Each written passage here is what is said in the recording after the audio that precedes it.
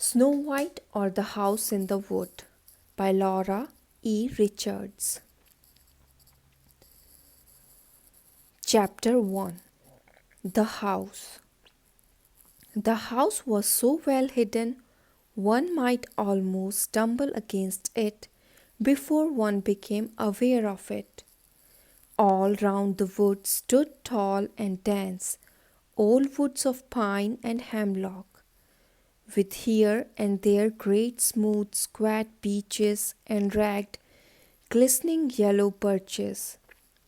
For the most part they jostled one another so close that one almost fancied they must be uncomfortable. But in one spot they fell away from a steep rocky bank or ledge, drawing back and standing in circle at some little distance, leaving an open space of sunny green at the foot of the rock. It was on this open space that the house looked, and as the house was built of stone and leaned up against the ledge behind it, one could hardly tell where man's hand had begun or where left off. The stones might almost have been flung together by a boy at play, yet, rough as they were, they fitted close and kept the weather out.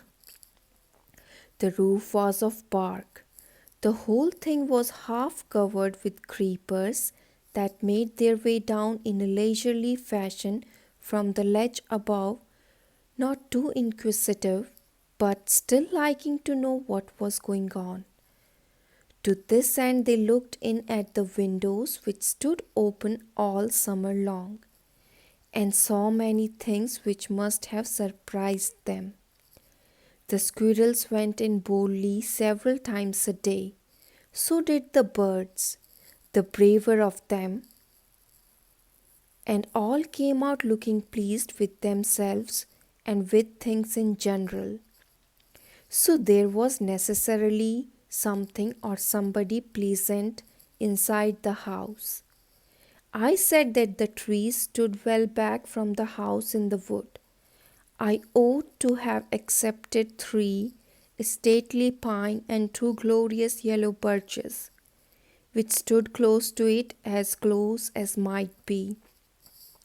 In fact, part of the hut seemed to be built round the bole of the pine, which disappeared for several feet, as if the stones had clasped in it a rough embrace and refused to let go their hold.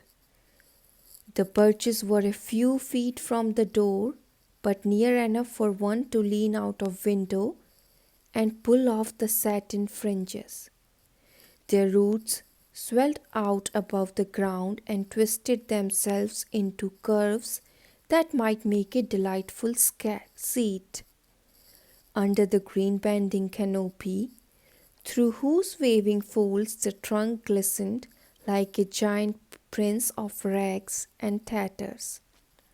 In the center of the tiny glade stood a buttonwood tree, whose vast girth seemed curiously out of proportion to its surroundings. The pine and the birches were noble trees. All the forest round was full of towering stems and knotted, powerful branches. But beside the great buttonwood, they seemed like sturdy dwarfs. If there had been any one to measure the trunk, he would have found a girth of 25 feet or more near the base, while above the surrounding forest it towered 100 feet and more in air. At a height of 12 or 15 feet appeared an opening, 2 or 3 feet in diameter. A hollow, surely, not so large as that in the Lycian plane tree, where Licinius Mucinus dined with 19 companions. Yes, and slept too, and enjoyed himself immensely, but large enough to hold 2 or 3 persons with all comfort, if not convenience. As for the number of squirrels it might hold, that was past counting. They were running in and out all day long, and made such a noise that they disturbed the woodpeckers and made them irritable of a hot day. There never was such a wood for birds, partly from its great age, partly from favorable accidents of soil and aspect. It had accumulated an unusual variety of trees, and any bird looking about for a good building site was sure of finding just the particular tree he liked best, with building materials, food, and every other requisite to heart's desire. So the trees rustled and quivered with wings and rang with song all day long, except in the hot, sleepy noons, when most respectable birds keep within nests, and only the wood thrush from time to time sends out his few perfect notes, to show that all times are alike to the true singer. Not content with the forest itself, some families, I think they were ruby crowned wrens and bluebirds, had made their nests in the creepers that matted the roof of the hut with green, and the great buttonwood was a positive metropolis, densely populated with titmice, warblers, and flycatchers of every description. If anybody lived in the stone hut, he would not want for company, what with the birds and the squirrels and the woodchucks that came and went across the little green as unconcernedly as if it were their own front door yard. Decidedly, the inhabitant, if there were one, must be of kin to the wildwood creatures, for his dwelling and its surroundings evidently belonged as much to the forest people as to him. On the day when my story begins, the house in the wood was the only lifeless thing, or so it seemed in the whole joyous little scene. It was a day in early May, and the world was so delighted with itself that it laughed and twinkled all over. The trees were hardly yet in full leaf, but had the grey-green misty look of spring that makes one see Alconing's daughters shimmering in every willow and rustling out of sight behind the white birch trunks. The great buttonwood had put out its leaves. Covered with thick white down, the air was full of sweet smells, for it had rained in the night, and wet leaves, pine needles, new ferns, and 100 other lovely awakening things made the air a life-giving ether. The little green was starred with anemones and eyebrights. Under the cool of the trees one might see other things, glimmering, exquisite, shadowy forms. Hepaticas were they, or fairies in purple and grey fur. One felt the presence of Mayflowers, though one could not see them unless one went close and pulled away the brown dry leaves. Then the lovely rosy creatures would peep out and laugh, as only Mayflowers can when they play at hide and seek. There seemed to be a robin party going on under the buttonwood tree. A dozen of them or more were running and hopping and strutting about, with their breasts well forward, doing amazing things in the matter of worms. Yes, it must surely have rained in the night, or there could not have been such a warm harvest. There seemed almost to be enough for the robins, and anyone who knows robins is aware that this is an extravagant statement. The titmice had apparently not been invited. They sat in the branches and looked on, or hopped and ran about their green leafy city. There was no need for them to travel all that distance to the ground. Besides, they considered worms vulgar and coarse food. A self respecting titmouse who provides over 200 grubs a day for himself and his family may well be content to live in his own city, the murmuring, rustling place where grubs lie close on the bough and under the bark, and where flies are ready for the bill.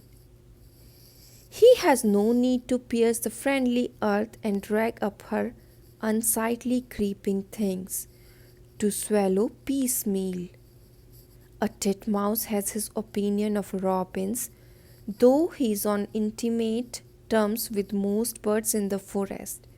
Now and then some sudden wave of instinct or purpose would run through all the great army of birds, those in the buttonwood city, the robin struggling on the green, and far in the dim forest depths thrush and song sparrow and warbler.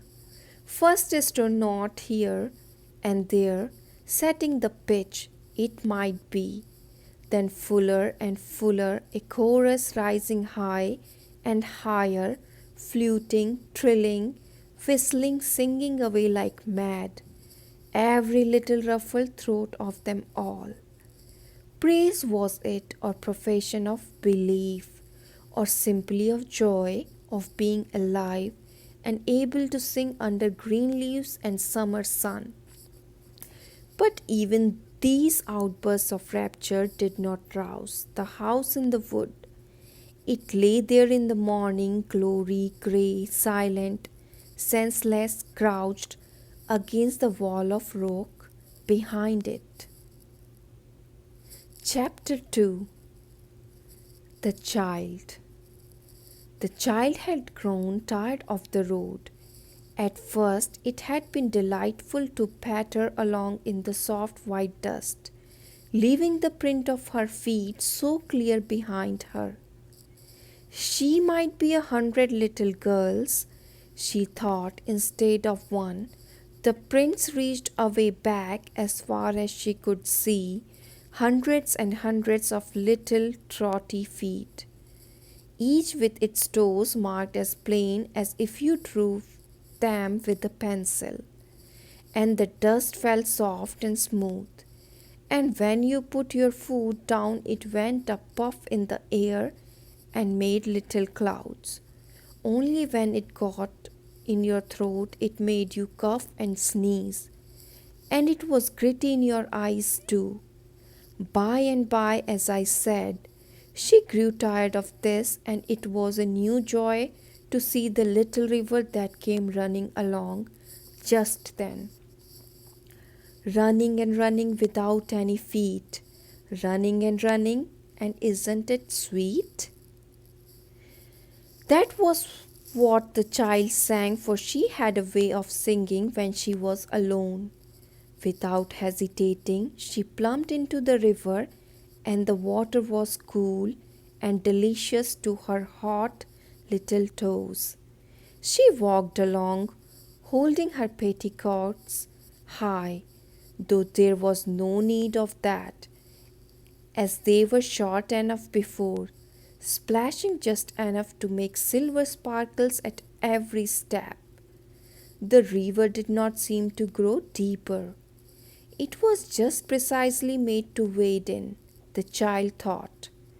For some way the banks were fringed with meadow rue, and she had to stop every little while to admire the fluffy white blossoms and the slender, graceful stems.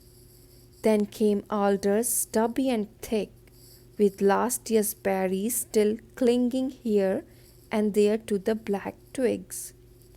Then somehow, all at once there began to be trees along by the riverside. The child had been so absorbed in making sparkles and shouting at them, she had forgotten the banks for a while. Now when she looked up there was no more meadow rue. Trees came crowding down to the water's edge. Trees were all about her, ranks upon ranks of them. Wherever she looked, she saw only green rustling tents and waving curtains. "I'm in a wood," said the child. She laughed aloud at the idea and looked round again, full of joy and wonder. It was pretty enough, surely. The woods were not so thick but that sunbeams could find their way down through the branches, dappling the green gloom with fairy gold. Here and there the gold lay on the river too, and that was a wonderful thing. Handfuls of gold and diamonds flung down from the sky, shimmering and sparkling on a crystal floor. But in other places the water slept still and black in the shadow, only broken where a stone humped itself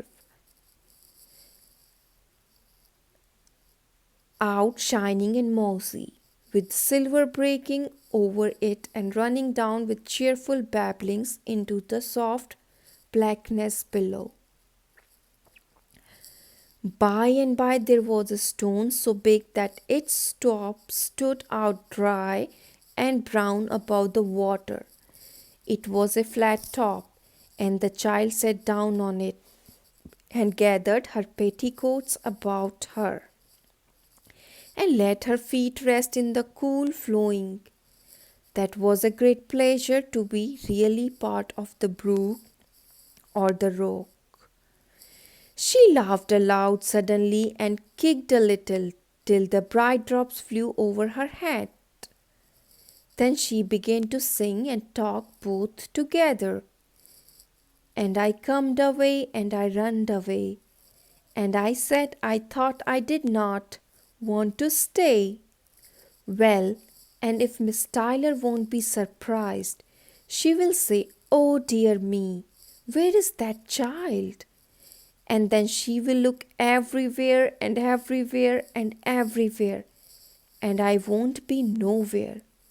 She broke out into a funny little bubbling laugh, and the brook laughed in almost exactly the same way, so that the child nodded at it and kicked up the sparkles again to show her appreciation.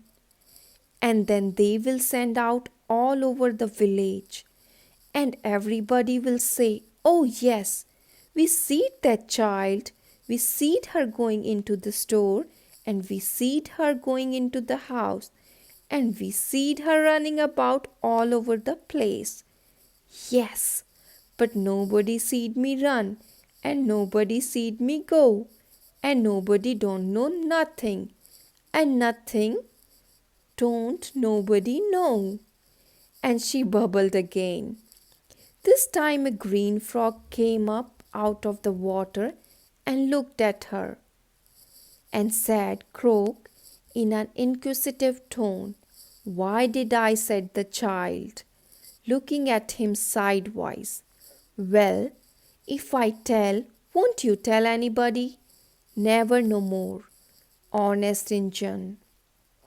"Well, then I won't tell you. I don't tell things to frogs." She splashed, a great splash, and the frog departed in anger. "Who?" said the child. He was no fin but an old frog. He wasn't a fairy, though there was the frog prince, you know. She frowned thoughtfully, but soon shook her head. "No, that wasn't him. I'm sure it wasn't. He have had gold spots on his green, and this frog hadn't a single one, he hadn't. He was not a prince. I would know a prince that was a prince. Minute I seed him, I specked, and he'd say, 'King's daughter, youngest, open the door.'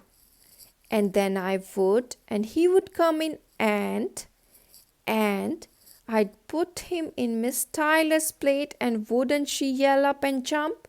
And Mamma," here the child suddenly looked grave, "Mamma, She repeated, Mamma. Well, she went away and left me first, and that was how it was. When you leave the kinds of child alone, it runs away. That's what it does. And Miss Tyler's isn't any kind of persons to leave this kinds of child with. Anyhow, and so I told them at first. And I comed away, and I runned away, and I said I thought I did not want to stay. And they teared their hair, and they made despair, and, and, and I said I thought perhaps I did not care. That's a long one. When I come to some fairies, I will make more. When I'm big, I'll talk that way all the time with poetry in it. She was silent for a few minutes, watching the bubbles that came sailing down the stream. Most of the way they were clear like glass, with a little rim of foam where they joined on. She thought, but when they came to a certain place where a shaft of yellow light came down and made sparkles on the water, every bubble turned rainbow color most beautiful. Only some of them would go the wrong way, over into the shadow. Hi, she shouted to them. Come over here and be rainbows. You are stupid, you are. If I was a bubble, I would know enough to come to the right place and be a rainbow. Yes, I would. I'll kick you, old bubble, if you go there. Stretching out her foot, she stretched it a little too far and sat down in the stream with the souse. She scrambled out hastily, but this time on the bank. She had had enough of the brook and was red with anger. You need not have your old stones so slippery, she said. I need not have sat on your old stone anyhow, but I thought it might be pleased, and my feet was cold, and I won't stay there any more, not a single minute, so you can make all the noise you want to. And nothing but frogs will stay in you, and not prince frogs one bit, only just common ones, so now. She shook her head at the brook and turned away.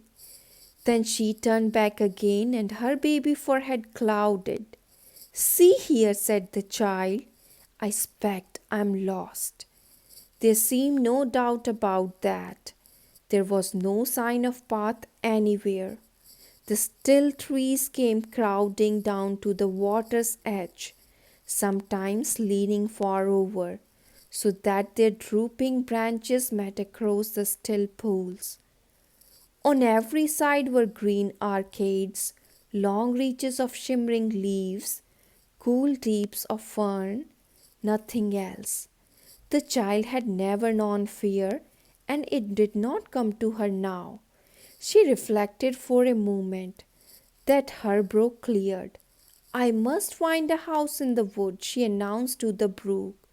She spoke with decision and cheerfulness, reigned in her mind. Of course, there was a house somewhere. There always was in every wood. Sometimes two children lived in it, and the brother was a white fawn all day and turned into a boy at night. That would be fun, and sometimes it was an old woman, oh dear.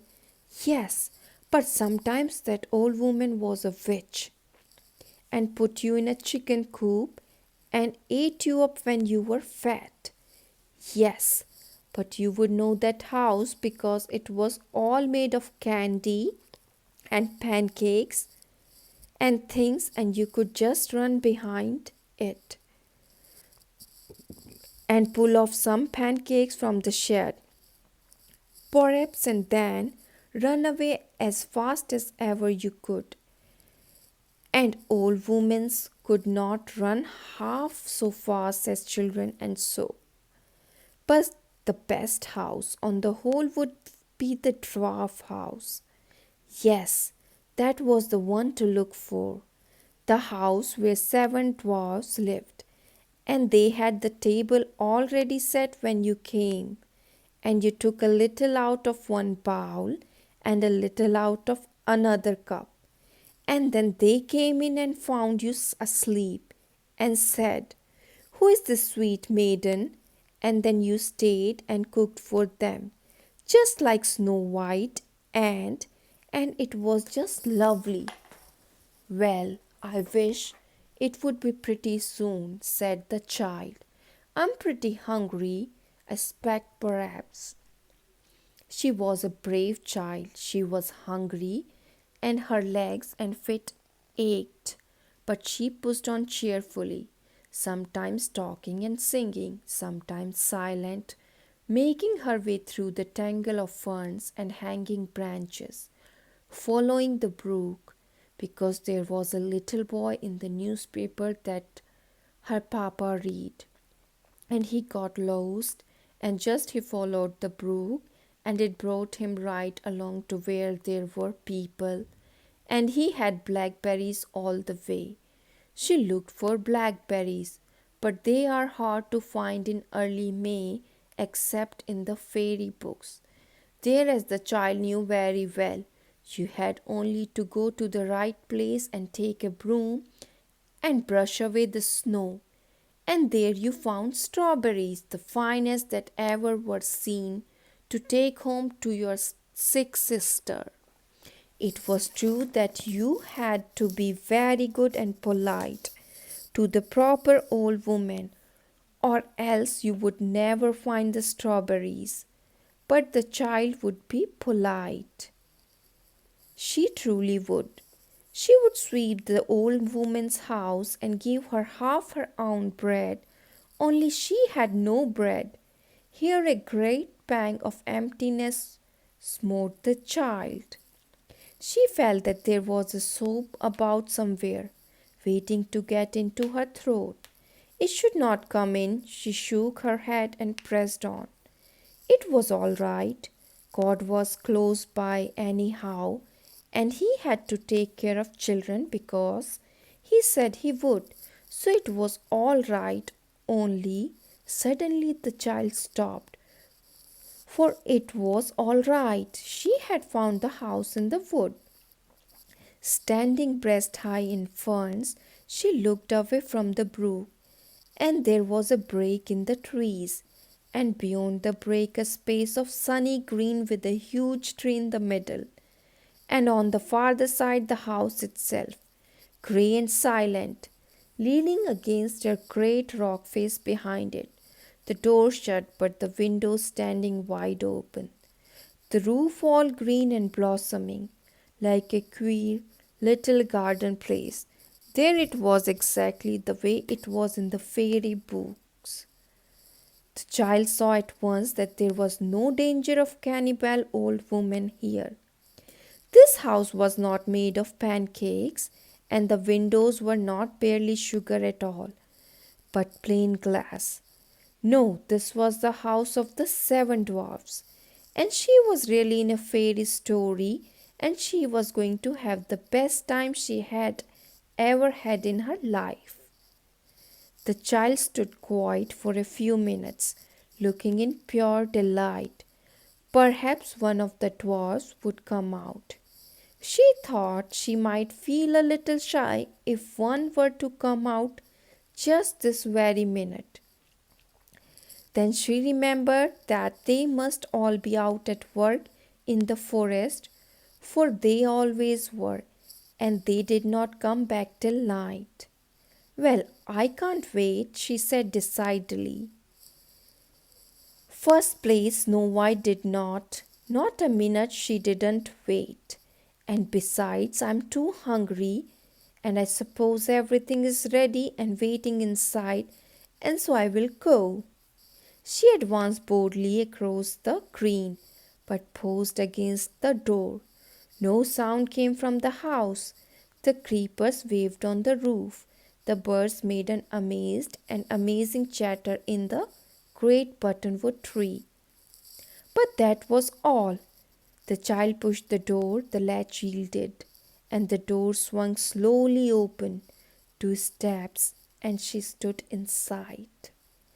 Even the very bravest child may be excused for feeling a little strange in such a house as this. She felt her heart beating in her ears, and her throat was dry. But as she looked about her, everything was so perfectly right that her sense of fitness asserted itself once more, and she was content and glad. The room in which she stood was not large except for dwarfs. For them it would be a great hall. It was floored and walled with clean shining wood, and there were 2 doors, one at either end. There was an open fireplace in which 2 black iron dogs with curly tails held up some logs of wood that were smouldering and purring in a comfortable way, as if they had been lighted more for pleasure than for warmth. Near the fire stood an easy chair, and another chair was drawn up by a table that stood in the window. It was on seeing the table that the child began to fear. All was not quite right. It was a neat little table, just about high enough for dwarfs if they were not very short dwarfs. It was laid with a snowy cloth, as they always are. But where were the 7 places? There was only one at this table. There was a plate, a knife, and a fork, a cup and saucer, a little loaf of bread, and a little pat of butter, a pitcher of milk, and a comb of golden honey. What did this mean? Well, I can't help it, said the child suddenly. If they's gone away, all but one of them. I can't help it. They should not play that way, and I'm hungry. Just I will take a little bit, as Snow White did. Just that's what I will do. She seated herself at the table and poured some milk into the cup. Oh, how good it was! She broke off a bit of bread and nibbled it. Her spirits rose, and she began to feel again that she was having the most splendid time that ever was. She broke out into her song. And I comed away, and I runned away, and I said I thought I did not. Then she stopped, for the door of the further room opened quietly, and the dwarf came in.